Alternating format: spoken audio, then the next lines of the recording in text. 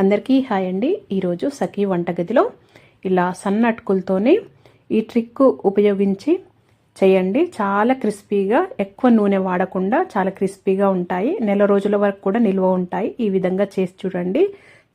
నేను ఇక్కడ ముందుగా 1 కేజీ అటుకులు తీసుకున్నాను, సన్నవి తీసుకున్నానండి. ఇక్కడ ఒక అరచిప్ప ఎండు కొబ్బరి తీసుకున్నాను, ఒక 4-5 పచ్చిమిర్చి, కారాన్ని బట్టి చూసుకొని వేసుకోవాలి.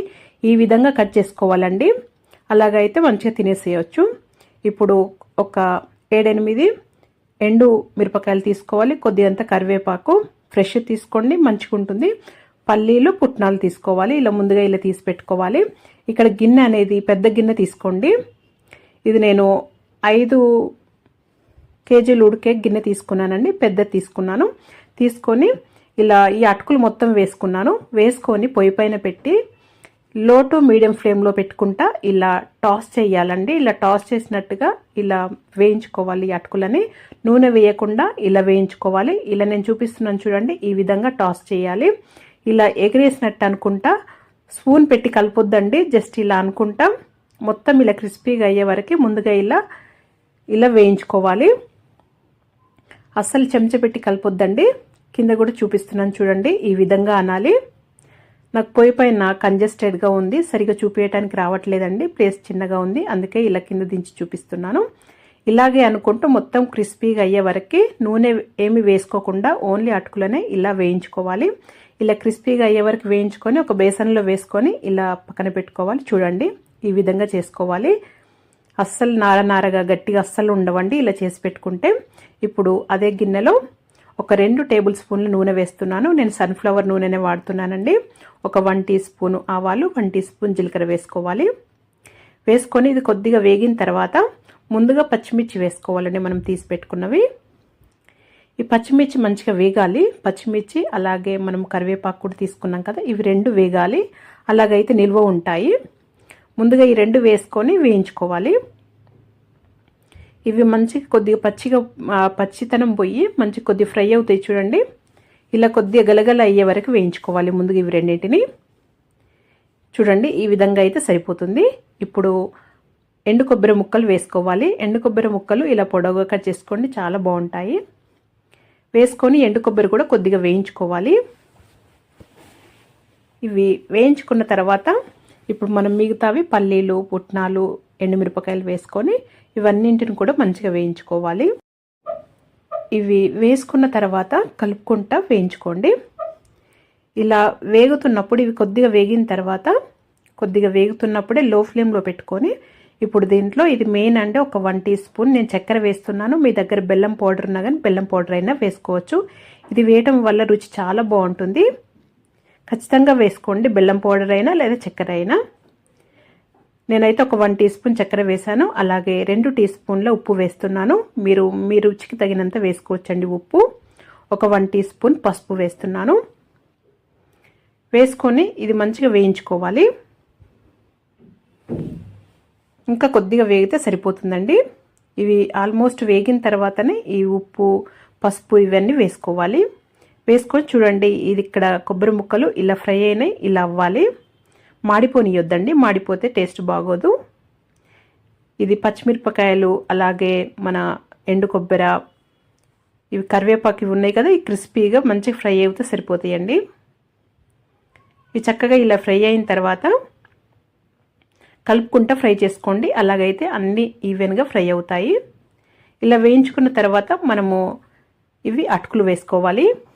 ఈ అటుకులు వేసుకున్న తర్వాత ఎప్పుడు కూడా స్పూన్ పెట్టి కలుపుద్దండి. ముందుగా వేయించుకునేటప్పుడైనా కానీ ఇప్పుడు వేసిన తర్వాత అయినా కానీ స్పూన్ పెట్టి కలపొద్దు. ఇప్పుడు కూడా ఇలా నేను చూపిస్తున్న విధంగానే టాస్ చేస్తున్నట్టుగా ఇలా అటుకులను గిన్నెతోనే ఎగిరేస్తున్నట్టుగా ఇలా అనుకుంటూ ఫ్రై చేసుకోవాలి మొత్తము. కింద కూడా దించి చూపిస్తున్నాను చూడండి. ఇలా మొత్తం ఇలా అనుకుంటా మధ్య మధ్యలో స్టవ్ పైనే పెట్టుకుంటా మళ్ళీ ఒక సైడ్ అలా మంచిగా ఫ్రై అయిన తర్వాత ఇంకో సైడ్ ఇట్లా అనుకుంటా అలాగే అనుకుంటా కంటిన్యూగా చేసుకోవాలండి. దీంట్లో స్పూన్లు పెట్టి కలపొద్దు. ఒకవేళ ముందు స్పూన్ చూపించిందేమో అదైతే అస్సలే పెట్టొద్దండి, అటుకులన్నిటి విరిగిపోతాయి. మన అట్ల కడ ఉంటుంది కదా, దాంతోనే అప్పుడప్పుడు కలుపుకోవచ్చు. కాదంటే చూడండి ఇలా చక్కగా ఫ్రై అవుతాయి, సరిపోతుంది. ఇలా మంచిగా మొత్తం ఫ్రై అయిన తర్వాత ఫ్రై అయ్యే వరకు కూడా పొయ్యి పైన పెట్టి అలాగ టాస్ చేసుకుంటూనే చేసుకోవాలండి. నాకు ఇంకా కొద్దిగా టైం పట్టింది. ఇలా మొత్తం ఫ్రై చేసుకోవాలి. ఈ ఎండు కొబ్బరి కానీ, ఇది కరివేపాకు కానీ, ఇది పచ్చిమిరపకాయలు కానీ, ఇది ఎండు మిరపకాయలు కానీ ఎంత క్రిస్పీగా వేగాయో చూడండి. ఇలా వేగితే నిల్వ ఉంటాయండి, అందుకే ఇలా వేయించుకోవాలి. మీరు పచ్చిమిర్చి వేసినా కానీ చాలా రుచిగా ఉంటాయి, నిల్వ ఉంటాయి అలా ఫ్రై చేసుకుంటే. అటుకులు కూడా చూడండి ఎంత క్రిస్పీగా ఉన్నాయి. జస్ట్ ఇలా అంటే మొత్తం పౌడర్ లాగా అయిపోయింది.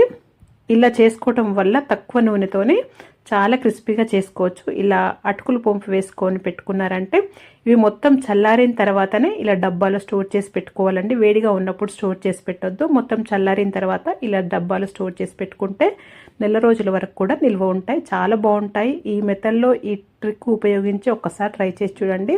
ఇలా రాగి పిండితోని మురుకులు చేయండి, చాలా క్రిస్పీగా చాలా బాగుంటాయి. ఇది పాతకాలం పద్ధతిలో చూపిస్తున్నాను.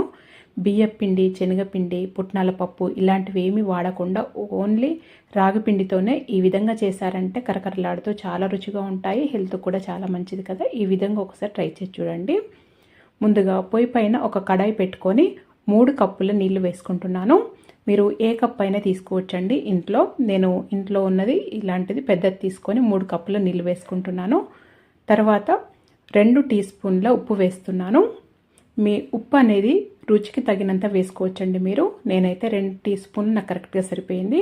2.5 టీ స్పూన్ల కారం పొడి వేస్తున్నాను. కారం పొడి ఎంత కారం ఉంది, మీరు ఎంత తింటారో దాన్ని చూసుకొని వేసుకోవాలి ఎప్పుడు ఉప్పు కారం అనేది. అలాగే 1/2 టీ స్పూన్ పసుపు వేసుకోవాలి. దీంట్లో నేను నెయ్యి వేస్తున్నానండి. 2 టేబుల్ స్పూన్ నెయ్యి వేస్తున్నాను. మీరు వెన్నపూస అయినా వేసుకోవచ్చు, లేదా నూనె అయినా వేసుకోవచ్చండి. మూడిట్లలో ఏదైనా వేసుకోవచ్చు. బటర్ కూడా వేసుకోవచ్చు. నేనైతే నెయ్యి వేసాను. వేసిన తర్వాత మూత పెట్టేసి ఈ నీళ్ళని మంచిగా మరిగించుకోవాలి. ఇలా మరిగిన తర్వాత ఉప్పు ఇప్పుడు చూసుకోవాలండి. ఒకవేళ మీకు తక్కువగా ఉన్నా కానీ ఇప్పుడు అడ్జస్ట్ చేసుకోవచ్చు, వేసుకోవచ్చు. తర్వాత ఇప్పుడు దీంట్లో 3 కప్పుల రాగిపిండి వేస్తున్నాను. మనం నీళ్ళు ఎంతైతే తీసుకుంటామో అంత రాగిపిండి తీసుకోవాలి, సమానంగా తీసుకోవాలి. 3 కప్పుల రాగిపిండి వేసుకున్న తర్వాత ఇప్పుడు దీంట్లో 2 టేబుల్ స్పూన్ల నువ్వులు వేస్తున్నానండి. నువ్వులు దీంట్లో ఎక్కువ ఉంటేనే రుచి చాలా బాగుంటాయి. ఒక 2 టీ స్పూన్ల వాము వేస్తున్నాను. వాము కొద్దిగా తక్కువనే వేసుకోండి, సరిపోతుంది. ఇప్పుడు వేసుకోవాలి ఇవి 2. పిండి వేసిన తర్వాత వేసుకోవాలి. ముందు నీళ్ళల్లో వేసుకోవద్దు. వేసుకొని లో ఫ్లేమ్లో పెట్టి మంచిగా ఉడికించుకోవాలి ఈ పిండిని. ఒక 2 నిమిషాల పాటు ఇలా కలుపుకుంటూ లో ఫ్లేమ్లోనే ఉడికించుకోవాలి. ఇలా మంచిగా ఉడికిన తర్వాత స్టవ్ ఆఫ్ చేసి మూత పెట్టేసి ఒక 5 నిమిషాలు అలా పక్కన స్టవ్ పైనే అలాగే వదిలేయాలి. ఇంకా వేడి ఉంటుంది కదా, ఆ వేడికి ఇంకా మంచిగా ఉడుకుతుందండి. ఇలా ఉడికిన తర్వాత కింద దించి ఒక ప్లేట్లోకి కొద్దిగా తీసుకొని పిండిని చేతికి తడి చేసుకుంటూ ఈ పిండి మంచిగా కలుపుకోవాలండి. దీంట్లో కలుపుకోవటంలోనే ఉంటుంది, మంచిగా క్రిస్పీగా వస్తాయి. ఇలా కలుపుకోవటం వల్ల గట్టిగా ప్రెస్ చేస్తూ ఒక 2-3 నిమిషాల పాటు ఖచ్చితంగా కలుపుకోవాలి. సాఫ్ట్గా పిండి అయ్యే వరకు కలుపుకోవాలి. పిండి కన్సిస్టెన్సీ చూపిస్తాను చూడండి. ఈ విధంగా అవ్వాలి. ఉండలు పిండి అలా లేకుండా చాలా సాఫ్ట్గా చాలా బాగా అయ్యే వరకు చేతికి తడి చేసుకుంటూనే కలుపుకోవాలి. ఇలా కలుపుకున్న తర్వాత మన మురుకుల గొట్టంలో పిండి ఎంతైతే పడుతుందో అంత తీసుకోవాలి. తీసుకున్న తర్వాత నేను మురుకుల బిళ్ళ తీసుకొని మురుకుల గొట్టంలో పెట్టానండి. పెట్టిన తర్వాత ఈ పిండిని ఆ మురుకుల గొట్టంలో పెట్టుకోవాలి. ఇలా పెట్టుకున్న తర్వాత అంతవరకు పొయ్యి పైన నూనె వేడి చేశానండి. బాగా వేడైన తర్వాతనే ఈ మురుకులు ఒత్తుకోవాలి దాంట్లో. ఇప్పుడు ఈ పిండి అంతా ఇలా కలుపుకొని పక్కన పెట్టుకోవాలి. నేను ఇది స్టెయినర్ పైనే చూపిస్తున్నాను మురుకులు ఒత్తి. మీరు లేదా ఒక ప్లేట్ పైన ఒత్తైనా వేసుకోవచ్చు, లేదా ఒక క్లాత్ పైన కానీ కవర్ పైన కానీ ఒకేసారి 4-5 ఒత్తైనా వేసేయచ్చు ఆయిల్లో. నేనైతే ఇలా స్టెయినర్లో అయితే డైరెక్ట్ ఇలాగే వేసేయచ్చు, లేదా మీరు ఒక ప్లేట్ పైన అయినా కానీ ఒత్తి వేసుకోవచ్చండి.